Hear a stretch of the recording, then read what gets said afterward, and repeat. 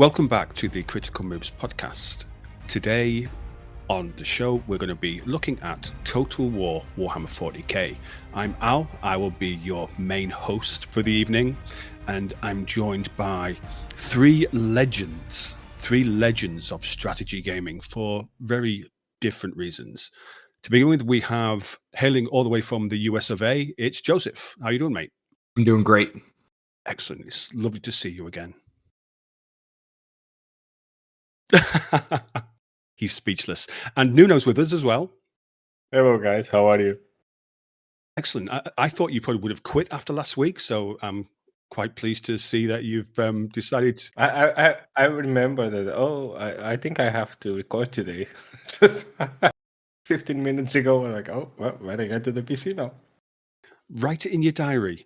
And we also have the absolute legend, which is Drexy. Good evening. Hey, back again. I've got some hot takes because I heard you like those. I'm not a fan of hot takes. I'm a fan of informed opinions, but not hot takes. I don't have many of those. No. Yeah, Just hot yeah. takes. Sorry. Came to the wrong podcast, guys. The subject for today is Total War Warhammer 40k. As regular listeners will know, I'm a huge 40k fan, and so is Joe. Nuno, I think you weren't that sure on Warhammer 40k. I think when we covered it right at the start of the podcast. I like Warhammer, actually. Do enjoy Warhammer. Not a big fan of the tabletop, never played it. But digital adaptations, I do like them. Battle Sector and Space Marine, all cool. I like that. Also a big fan of the lore. Me too. Drexy, what's your history with 40k? I'm a fan. I wouldn't say a massive fan. I don't know all the lore. I have played the tabletop. Surprisingly, I even painted some miniatures back in the day.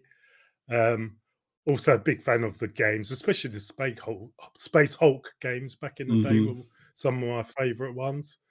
So I've never really been a fan of the fantasy. It was just like, I don't know, just felt a bit too generic. I know it's very similar. I know there's basically the same thing, but I was much more a fan of 40k. So I never really got into the Warhammer fantasy Total War games, even though I have them all and a lot of the DLC. But I was just always hoping to make a 40k game, and it's coming. Me too. Joe, I really love that we're in this kind of like, it's like the start of a new relationship. We're just getting to know Drexy. We're in that getting to know your face. It's like a beautiful place to be. And I'm exactly the same as you. I absolutely just fell in love with Warhammer 40k when I think I was maybe about 13 years old. And it's just been something which has stuck with me for my entire life. But I never really liked the fantasy side of things. Again, I have the Warhammer Total War games, but very rarely played them. Whilst Joe, on the other hand, he loves those games, don't you? Yeah, I like both, but I am stronger on the fantasy side. I really like the lore in the fantasy side. It's really I like the greenskins. I think with us, it's probably our age giving away the thing, but I guess, in our teenage years is when 40k sort of started to come out or became more prominent, right? I'm guessing this our age that's caused this. I cannot relate to that. Well, I was talking to Al. He's an old bugger. I am, and you're right. It's quite interesting because even though Nuno looks really old, I think he's the youngest one here. So that's that's nice. But anyway, let's move on before we start getting into insults. So, Total War Warhammer 40k was announced with some fanfare last year, wasn't it? Did they have that? The dude from Stranger Things, David, is it David Harbour? He did the announcement. I think we kind of guessed it was coming. They said there were doing two new games, a fantasy and a historical one. We got 40k and we got Medieval 3. We did an episode where I think that we all kind of guessed that were we almost all right on that? I was going to say, we also talked about maybe a Star Wars one, didn't we? Didn't we predict they could do a Star Wars or Lord of the Rings also? Yeah. But we were on there. Yeah, well, of course, because we're excellent. And I was just over the moon when I saw they were making Warhammer 40k. But then I kind of lost my enthusiasm a bit when I saw some of the glaring holes which were going to be in this release in relation to space combat and things like that. They've been not massively forthcoming with information until last week. Was it the PC Gamer Show last week? And they had a new teaser trailer. Have you seen the new teaser trailer? The new teaser trailer and the behind-the-scenes insights and gameplay review that came from the PC Gaming Show. Well, I haven't seen the teaser trailer, so Neither have should I. we watch it? I'm dying to watch it, actually. I didn't either. Okay. Are you ready? This is my favorite way to watch trailers, is with you guys. Don't be weird about it.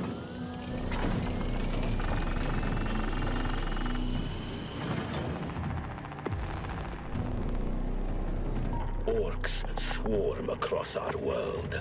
The hives, the regions, the continents are infested. The planet, the entire subsector bleeds.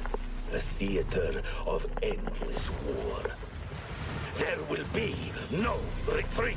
This world belongs to humanity. We will drive the invaders back, and this old man will make Gazgul pay for every bloody step taken upon Armageddon. The Emperor demands it. I demand it.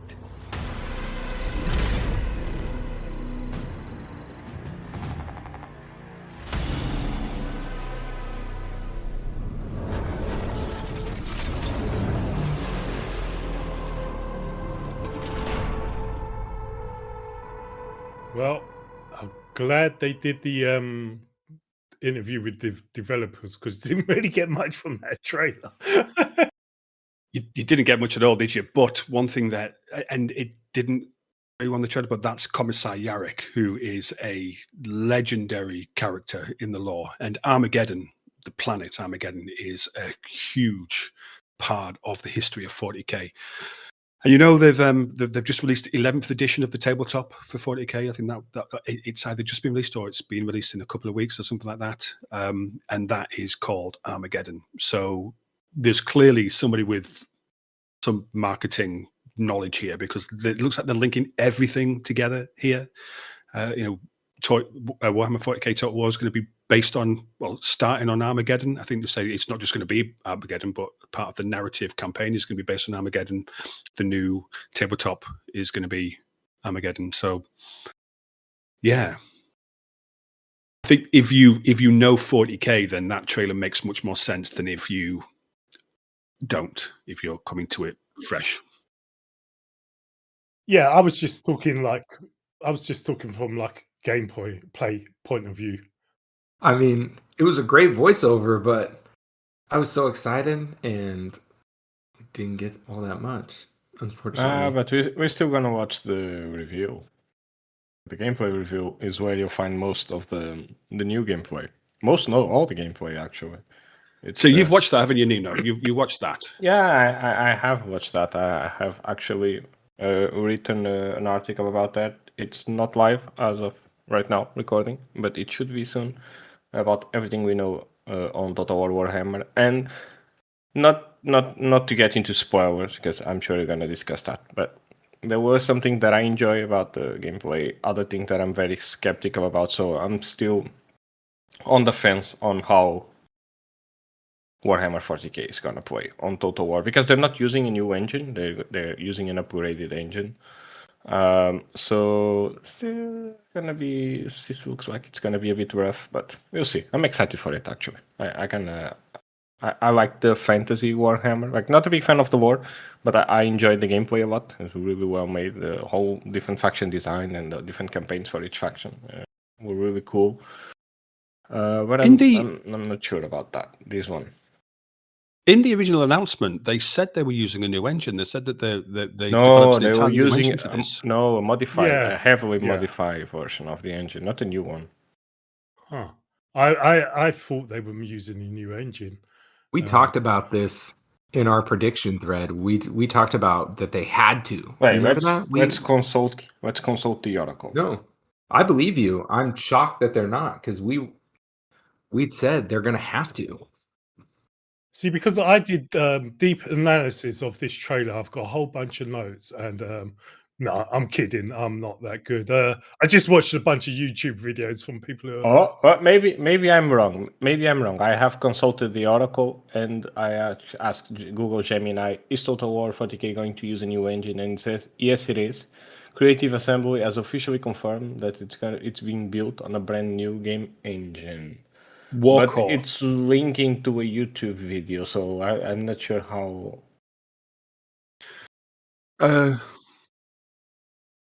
Well, I saw in multiple YouTube videos that it was a new engine. So, and I think they do need to use a new engine because, well, the problems they had with Warhammer 3. Yes. There's just been loads of issues with that game, right? It's a new engine. It's called Bugs and Warcore, stuff with the and engine. they're making Warhammer 40K and also Medieval 3 are both being based on the new Warcore engine. So there was actually, yeah, man, there was a huge video about like the different terrain destruction effects and all that kind of stuff. So yeah, that's okay. Okay, now I'm more excited for it. Al 1, Nuno 0. Right, that's I'm out of practice. What is a nil? 0. A 0. Bloody I cracked septic myself up. tank. Anyway, Drexy, you've done some research on this title, then, haven't you? What stands out? Yeah, just a little bit. The main thing I'm sort of I've sort of discovered really is how well I'm interested in how it works. Is that they've got some sort of a reserve system with like a command limit, and what was not you couldn't really tell from the gameplay trailers is how that reserve system works. There's a top bar at the top of the screen where you have I think it's like represents the number of forces, but there's a white line, and then outside of that white line is a shaded section, but the white line, depending on the army, is in a different place. So I think what's going to happen is, like, for example, the Orcs will probably be able to field more units than, say, the Space Marines. I think it's going to be different for every race on how many units they can thing, what the command limit is, and how many units they've got in reserve. Yeah, I think that we expect, and there's only 4 races or factions confirmed at launch, but they have said that there was something. I think it was in the recent gameplay reveal. They said years and years, so they're planning to support this for a long time. But we'll come back to the starting races, and we'll come back to the potential for DLC later in this episode. I'm betting this is going to be a trilogy, like the Fantasy Warhammer, and I'm already going to launch this one. It's going to be the best selling strategy game of 2027 by a long shot. Like, people are really excited for it. You just look at the comments on the gameplay, and people are going wild, which is cool. I'm actually happy to learn that they're going to be using a new engine, so that also had me like instantly change from maybe this is going to be more of the same to now we're talking. Perfect, fantastic. We'll come back to the engine in a moment, because there's a very interesting history around Creative Assembly and their engine iteration. But what Drexy was saying about the different ways of playing with reserves and all that kind of stuff, Creative Assembly have said that you can expect each of the 4 starting factions to play very differently. So as you said, you can imagine you have masses of Orcs. They said the Space Marines will be very small, elite armies playing entirely differently, and the Eldari like hit and run, sneak in, sneak out. So they're all going to play very, very differently, and I really like that. So it's almost as if, even though you've got this really small roster with just 4 factions, when the actual 40k has dozens. They're all going to offer you a different way to play the game, and I think that's kind of cool. Warhammer Fantasy Total War came out the same way. The first game only had a few races just like this. And when you were talking about the Space Marines, it made me think there's quite a few army types that are quite different. And I wonder if it'll be similar to like the Vampire Counts. One of the best ways to play them is to just load up on Lords and Heroes. And are Space Marines going to play in a similar way where they have hero types? Like each Space Marine is just one person, and instead of having 1,000 troops, you've got like 15 for your Space Marine faction, and they're just holding the fort. That would be interesting. Yeah, I actually did. I was very surprised when they said that they're gonna play. We're gonna have Space Marines as a whole, as a faction, and they're not going to be doing individual chapters, because that sounded like a gold mine for DLC. Well, we know there's going to be a shit ton of DLC, right? I wouldn't be surprised if we see them all just pop up at some point. No, we're probably gonna have like heroes and their unique units and all that. But I was actually surprised to see like there's not going to be playing individual chapters as a Space Marine. So the Astra Militarum is also the same, right? Within the military, you have like Caldaria and all those different types of. I guess you can say tabletop factions. They play very differently from one another. So also surprised by that, and pleasantly surprised as well. In the Total War Warhammer game, they've got that. They start, and you said all the different chapters. That's probably eventually is each DLC that comes out, they'll be like, and now you can play the whatever chapter of Space Marines, and that's part of it. And so you go from starting with 1 or 2 chapters to by the end you've got 6 or something. Like you were saying, by the third release of the game, there's tons of them. That's probably what they're going to do. You're probably right on that. That's exactly what they're going to do. And I think my only concern is that the chapters are just cosmetic. Oh, I don't think so. No, you know why? Because they actually announced that we're gonna have a army painter mechanic. So if you're gonna be able to customize your army, it wouldn't make a lot of sense to add cosmetics, I guess. But they can find a way. I mean, I didn't really play the Warhammer fantasy one, but I'm pretty sure whenever they had like the DLCs, they all came with their own little campaign, right? Yeah, they come with campaign, and they'll get a couple different army types. You'll get like a couple different troops and a unique lord that is pretty cool. And every now and then, it'll be an update to the faction, like some new thing that they do in the campaign. So as long as they keep up with that, it will be unique, everybody. I will be interested to see what they can do to make every Space Marine chapter feel different, though, besides different insignias or whatever else. All of the main Space Marine chapters, if you think Ultramarines, Blood Angels, Dark Angels, Space Wolves, White Scars, so just 5, they all have their own named characters. And what you were saying before about the fantasy style lords for 40k, I think that's absolutely something which is possible. And so Commander Dante is the chapter master for the Blood Angels. He's available if you buy the Blood Angels DLC, and they also have different units as well. So the Dark Angels have different units to what the Blood Angels do. You have your standard generic, even though the Space Marine is never generic, but you have your standard generic troops, which every chapter will have access to. And then you get those specialist units within that chapter. So the potential for DLC for this game is huge.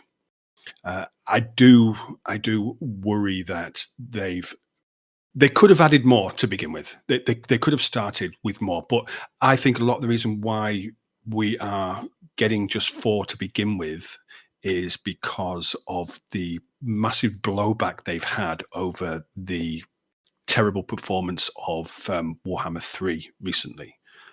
This is, in many respects, a face-saving exercise by Creative Assembly.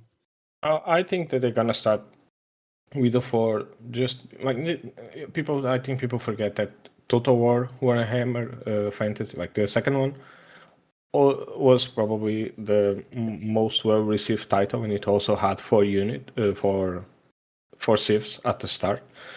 And people love that game. I don't think the problem is just having necessarily 4 units. I think just how different do those civilizations play from each other, right? Because even if I would argue that Warhammer Fantasy, the second one, had a lot more replayability than something like medieval Total War, just because the factions played so differently from one another. And then it was at that moment that Creative Assembly changed the campaign for each faction. So each faction has their own campaign, their own objectives, their own way to play, and even the heroes play differently from one another. So every time you're playing a new faction, you're essentially starting a new campaign, which is, so instead of having like one massive campaign, you actually have 4. And I think people really really love that. Hopefully they're gonna be able to do the same. I'm not sure if that's gonna work out for 40k, but I think it should, right? Because Space Marines have a very different objective from what the Orcs do and the Eldari. I just don't see how differently the objectives for the Astra Militarum and the Space Marines can be, right? Because in the end, and by the way, can you fight the Astra Militarum as a Space Marines? I was wondering about that. Like, could you? Yes. Yeah, you can. Well, in the lore, yes, you can, because the Space Marines actually don't really care if they're told that this particular planet is rebelling or they need to be cleansed or pacified, then they'll go and do it. But I wanted to go back to what you said about Warhammer when that first came out. When that first came out, it was a bit of an unknown quantity. It was the first time that Total War had done anything other than historical titles. So, and also, no, I'm talking about the second one, the second Total War. I know, but what you said was when it came out, it only had, and I think Joe said the same thing at the start. It only had 4 factions at the start in that game. The second one had 6 factions. The first one had 4 coming out. So the first one had 4 factions. Warhammer 40k's got 4 factions. Warhammer, when it first came out, was an unknown quantity. The first game where Creative Assembly had taken a risk and stepped outside of historical. It's a much smaller IP in terms of its popularity. I think 40k is a much bigger IP. There's many more people enjoy 40k than enjoy fantasy. And I think that they may be doing a bit of a disservice to the fan base by only releasing with 4.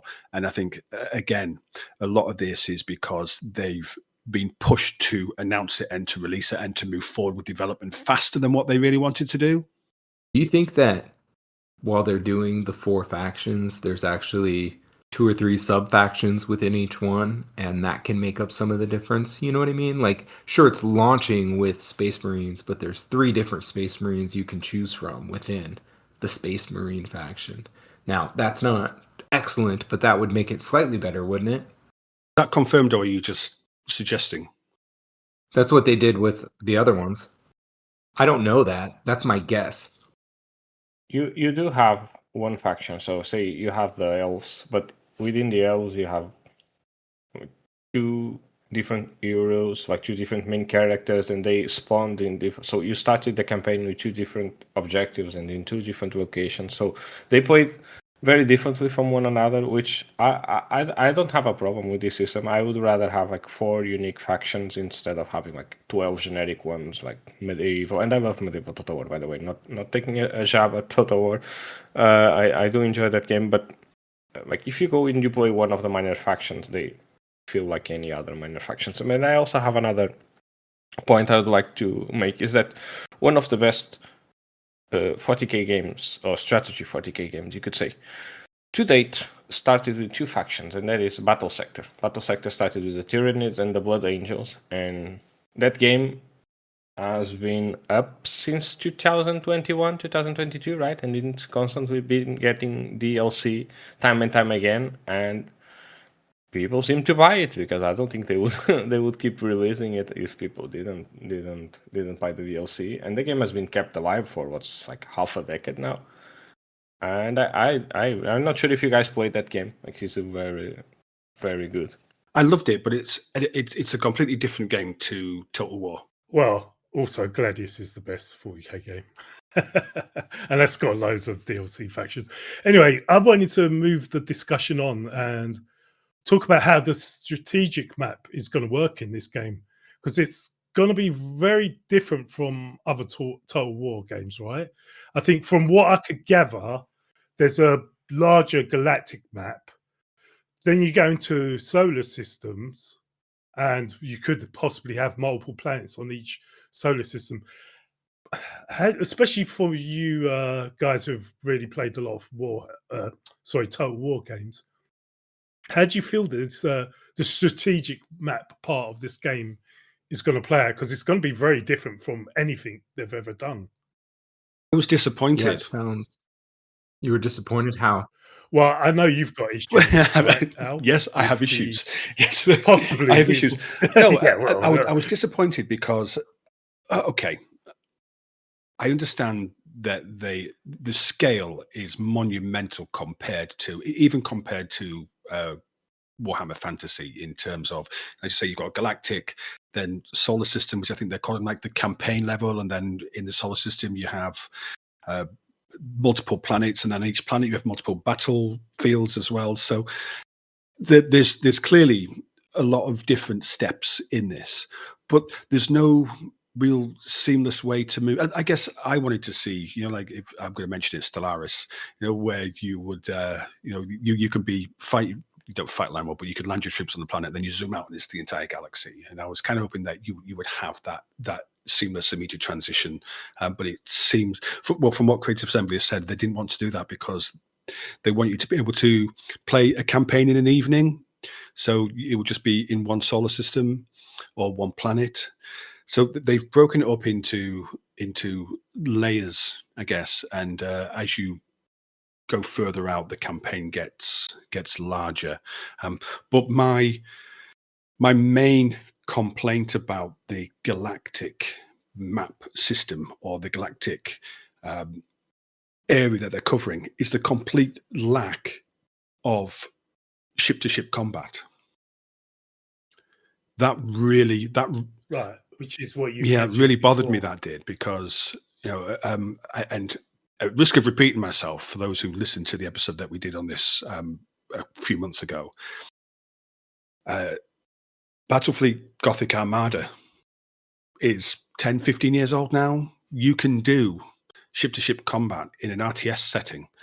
You could do it then. So why are they not considering that? Because that's a huge part of if you're running something at a galactic scale, that's such a massive part of the gameplay, which is missing. How long ago did they do it already with Empire Total War?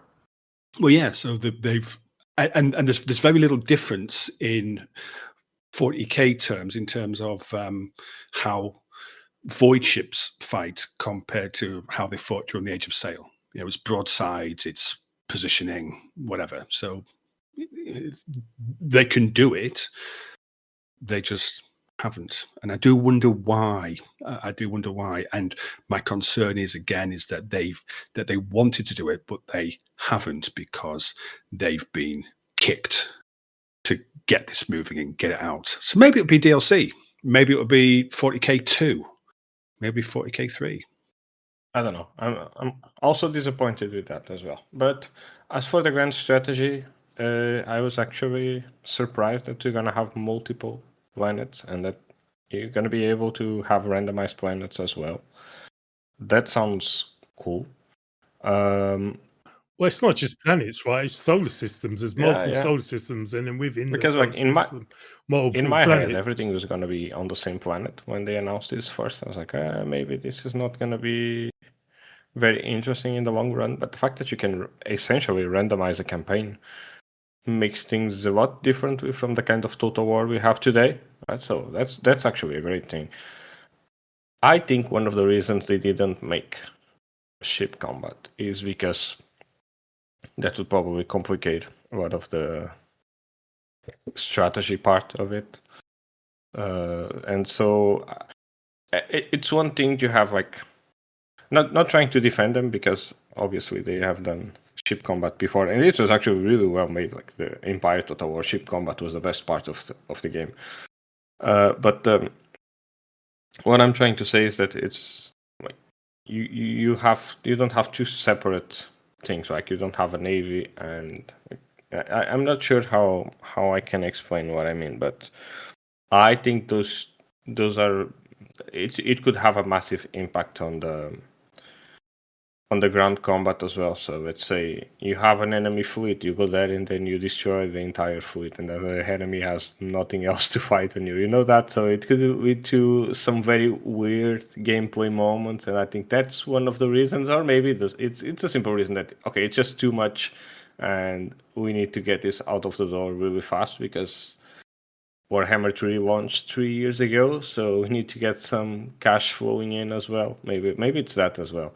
I don't know, but yeah, I hopefully we're gonna see ship combat make a return in the second. We're already assuming that we're gonna have the Total War Warhammer 40k 2 sometime in the future. Of course they are. I hope they do. I'm actually very excited for the game. I think it's gonna be cool. I just hope that if I want to ask you guys this, what are your hopes for the tactical combat? Because for me, Total War is all about the battles. I really don't care all that much for the campaign aspect of it. Like I never auto-resolve battles or something like that. I essentially just play the game for the tactical side. So what do you guys hope for? Because it's a very different beast from melee-focused games. Well, yeah, this is the thing, right? This is going to be very different because it's very much going to be focused on ranged combat, right? So I've been wondering how the game, what's the game system behind it? Is it just going to be like a defender, and then you're going to be attacking the defender? And how does that work? You know, everyone's going to be turning up because everyone's got ranged weapons, or is it going to be like, are you going to have different capture points on the map that you have to sort of capture to gain points to win that map? How do you guys think the battles are gonna play out? Is it just gonna be, you know, one side defending while the other one's attacking, or is there going to be more depth to it, or more variety at least on different planets? Well, if they're smart, and I'd like to think that they are, if they're smart, then they will do many different methods, won't they? You know, as in there will be somewhere it's just a case of you've got to go in and you've got to wipe out the enemy. There'll be somewhere you have to capture an important part of the map. I know that they're using this planet making system. They've already built this planet making system. So there's hive worlds, agri worlds, mining worlds, frontier worlds, different biomes, and then battlefield environments, which will reflect that planet type as well. You know, like cathedral, like hive cities. So you're fighting with verticality rather than just this being like a flat battle map. Destructible buildings, which is from the new Warcore engine, choke points. So I guess one of the reasons, going back to what Nuno was saying about the ship combat. Now, I really enjoyed the ship combat in Empire. I thought it was so well done. It was so well done. And there is a tabletop system called Battlefleet Gothic in Warhammer 40k, but it is nowhere near as popular as the standard traditional miniature game, the 40k miniature game. So Nuno's right. Most people want to see land combat, don't they? They want to see their squads of Space Marines shooting up squads of Orcs and this clash of different armies. Not that many people are interested in seeing the void ships duking it out. So I get the reason why. So if that's going to be their focus, and it is clearly their focus, they would be incredibly stupid if they just left it as you're the attacker, you're the defender, whoever kills the most wins. And that isn't how 40k plays either. It plays with capturing objectives, it plays with board control and things like that. So yeah. Actually, I think that we're gonna go the route of you're gonna have to capture the objectives. Because I was scouting the trailer, just like going over it for almost frame by frame right now, trying to spot like, is there any sort of objective like in the mini map or on the map? And on the behind the scenes insights from PC Gamer and Total War, at the 3 minutes and 7 seconds, you can see, I think these are Orc bases. I'm pretty sure they are. And in the middle of each Orc base, you have like a massive pillar with light shooting out. And this, to me, screams capture. Like, and then you have a lot of cover around it. So this is like the objective that you need to capture on the map. So I'm pretty sure it's going to be objective based. And it's kind of what makes sense, because if you go back to, again, games like Medieval Total War or Rome Total War or whatever, like pitched battles were the way wars were decided most of the time, right? So you go and you have a battle, and then the battle comes down. So who can rout the enemy army before it gets routed? So you had objectives as well. You need to capture that hill because it's going to give you an advantage. But in the end, it's all about a pitched battle and which army comes out on top. And when it comes to this kind of warfare, I don't think it's all about just having a pitched battle, right? It doesn't make a lot of sense, especially if you have things like orbital bombardments, which makes a pitched battle a very dangerous affair. So hopefully this is going to be an objective base. And remember that they actually tried the objectives based gameplay with Rome 2, and people hated that because they didn't make any thematic sense at all, because the Romans didn't go, oh, let me go capture that flag over there, and I'm pretty sure if I capture that, Hannibal is gonna go away now. So yeah, it seems like it's gonna be objective. I'm gonna keep looking at the trailer like frame by frame, and if I spot another something that looks like an objective, I'll let you know. But everything points out to that. Even the cover, I think it's gonna. I'm actually very curious to know how the cover system is going to work. I really hope they have dynamic cover, like a building comes down and then you can put your units into cover, like something like Company of Heroes. You actually can.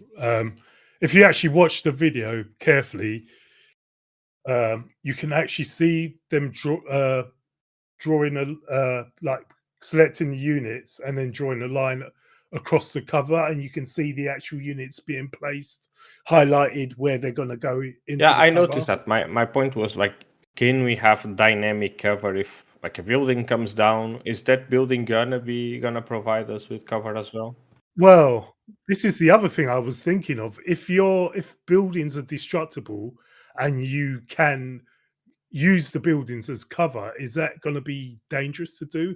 And to your point, I think I'm not sure if they were mentioned it or one of the videos I was watching, the guy was talking about it, saying, yes, once the building comes down, then that would also be usable as cover, because he showed an example. It looked like like an outline of a destroyed building, and they were using it as cover. So, and the other thing I'm wondering, will cover be destructible? Will different kinds of cover be more durable if they are destructible than other types of cover? How's that all going to work? I hope they go the Company of Heroes route, to be fair. I think that's the best cover of any RTS ever. Like things like, can you take cover? Like you can, in Company of Heroes, you can destroy cover. Buildings and rocks and wrecks provide cover as well. Like even the buildings themselves, the corners of the buildings have different styles of cover. So the game's dynamic cover is the best cover system in any game ever. So I hope they go that route as well. Because one of the things I would actually be very interested to see is that we will be able to use like any Lehman Russ tank as cover as well for our troops. So say the Astra Militarum, you are doing a massive advance against the Orcs or the Eldaris or whatever. Can you put your units behind the tank and provide them with some cover against enemy fire? I think that would be cool, and it would open a lot of strategic possibilities to try out, instead of just sending waves after waves after waves of soldiers.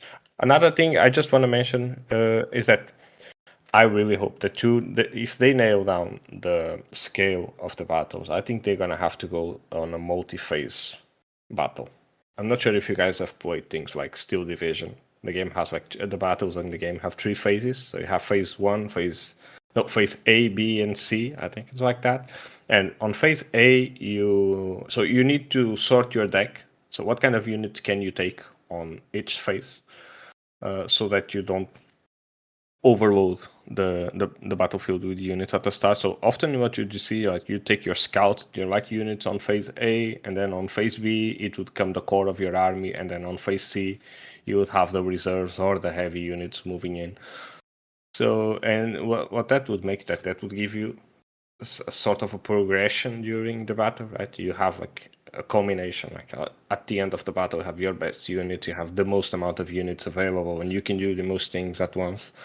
And that also allows for you to, okay, your 12 units or your 12 stacks have died now. Now you can have 12 more, and now you can have 12 more. I really hope they implement some sort of system like this, because a Warhammer battle with just 12 stacks or 16 stacks, I don't remember how many you can have, really doesn't sound all that impressive. And from the looks of it, it looks like we're going to be having a lot more than that.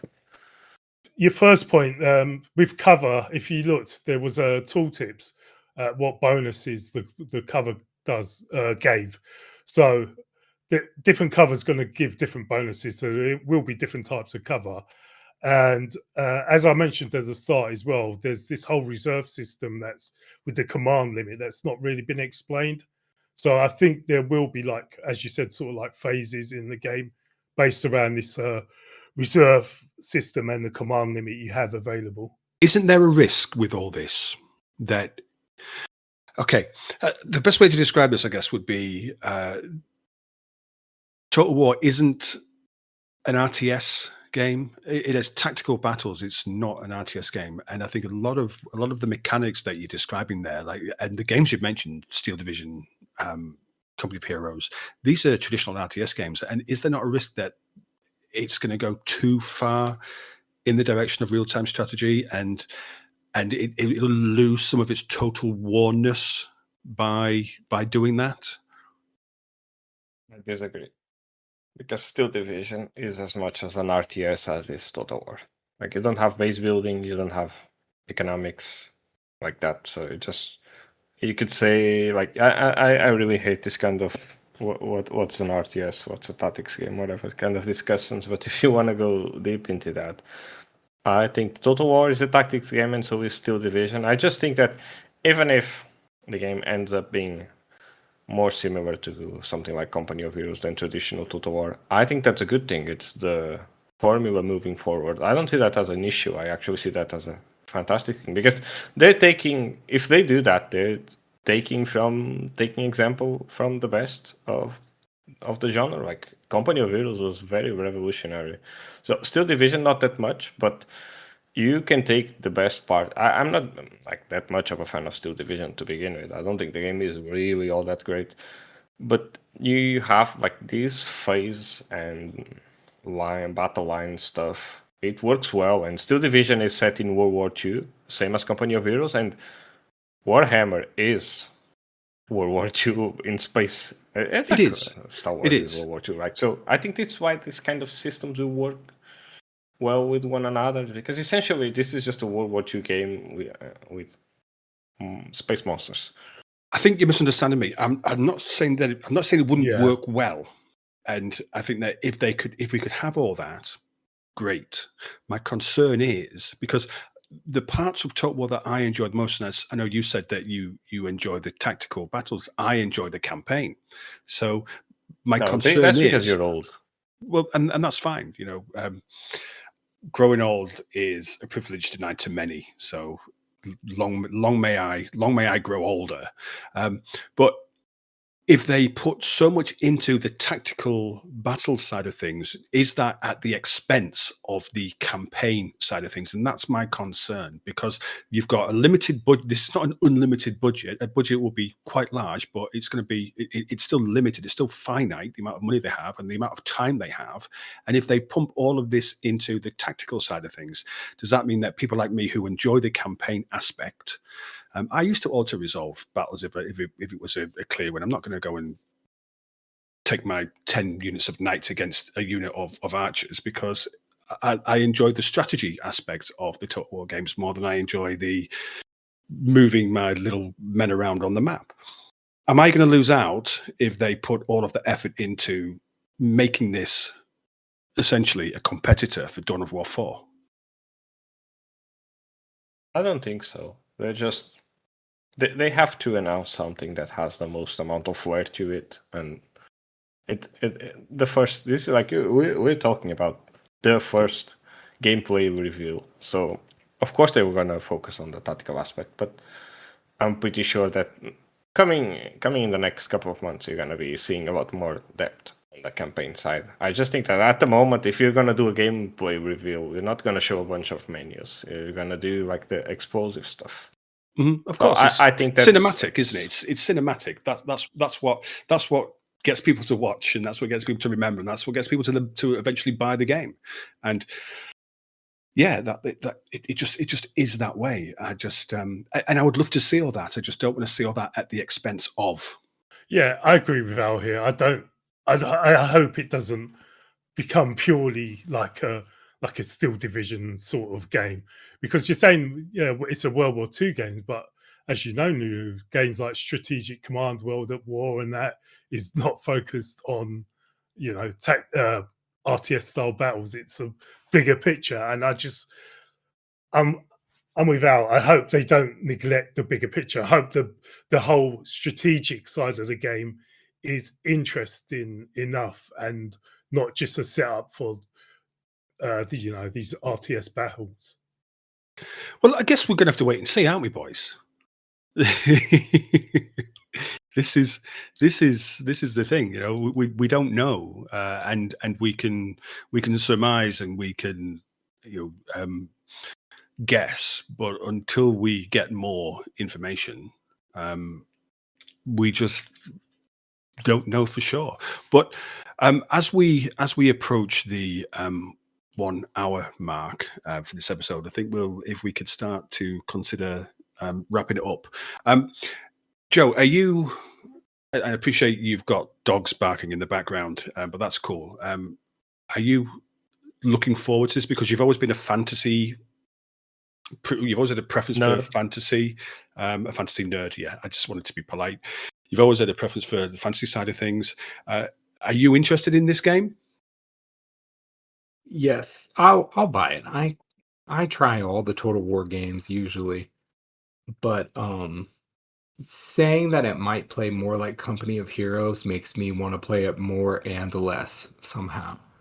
Because I like Company of Heroes, but I would be sad to see it go away from its traditional, strong Total War roots. But yeah, I'm going to try it.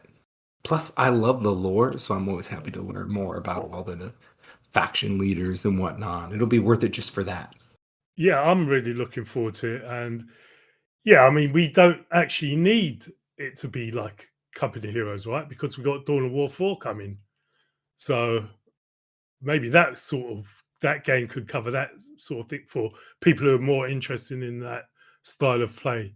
So yeah, I would love to hear. I hope they do a video at some point explaining a lot more what happens on the tactical side. How reinforcements are produced and what holding a planet actually benefits you and stuff like that.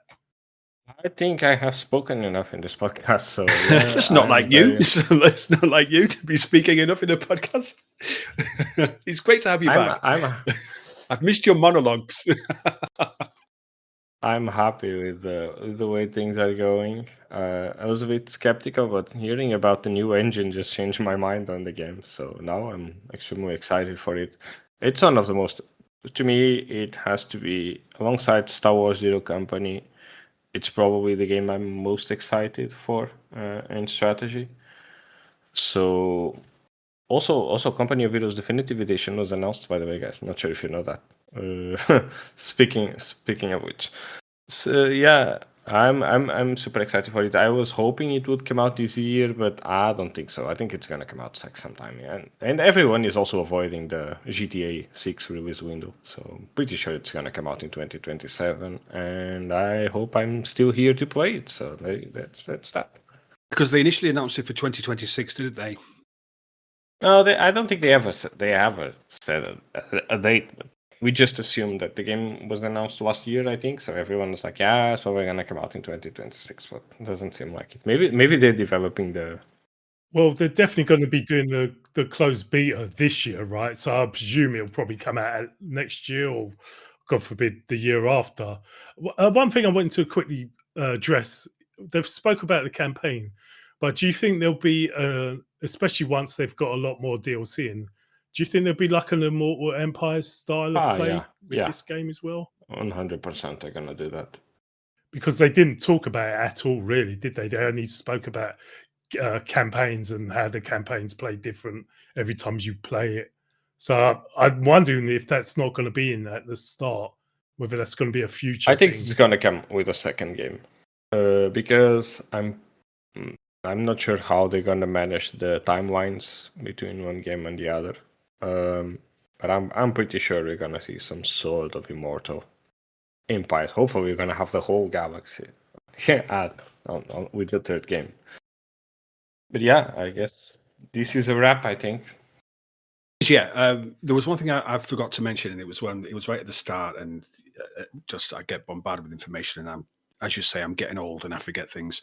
And it was specifically about Warcore and about this being a new engine, and you were really excited by the new engine, but you have to kind of temper that when you look at, because Rome 2 was the first game they released on a new engine, and launch was terrible.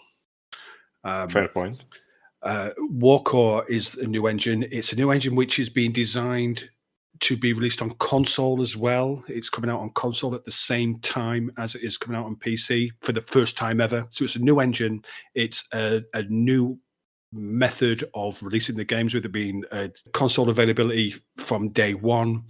So I'm really, really excited for this game, but I want it to be orgasmically excited, and I'm not, because I think there are some concerns which they still haven't addressed, and hopefully between now and the closed beta they do address them, and hopefully we at Critical Moves can get a look at that beta. So if you're listening to this, Creative Assembly, reach out and touch me, but get in touch.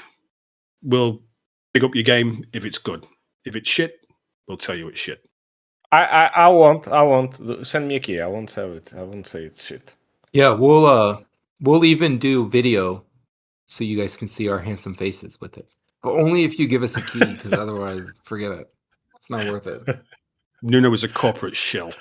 We'll leave it there, gentlemen. Okay, guys, thanks very much. It's always a pleasure. Thanks for turning up on this Wednesday evening or afternoon if you are in the United States. This has been the Critical Moves podcast. My thanks to Joseph, to Nuno, and to Drexy for coming and chatting to me about Warhammer 40k. We're all incredibly excited. Me, not as much as I want to be. If this is your first time listening to Critical Moves, welcome. If it's not your first time, thanks for turning up week on, week out. It's great to have you here. Go to criticalmovespodcast.com. That is our main website, and you'll find all the ways to get in touch. Come and join our Discord as well, where you can talk about anything you want. Yes. Drexy will welcome you. He will not send nudes, no matter how many times you ask. But come and check us out. Link is in the description. It depends how you ask. Also, if you ask nicely, you might get the nudes. Yeah, but there's a secret way to get to my heart. You'll have to discover it. By sending him keys for games. Thanks everyone for listening. Yeah. They're all going to keep on talking, man, and I'm trying to wrap up here. Thanks very much, guys. All right, we'll leave it there. Thanks for listening. Take it easy. See you later.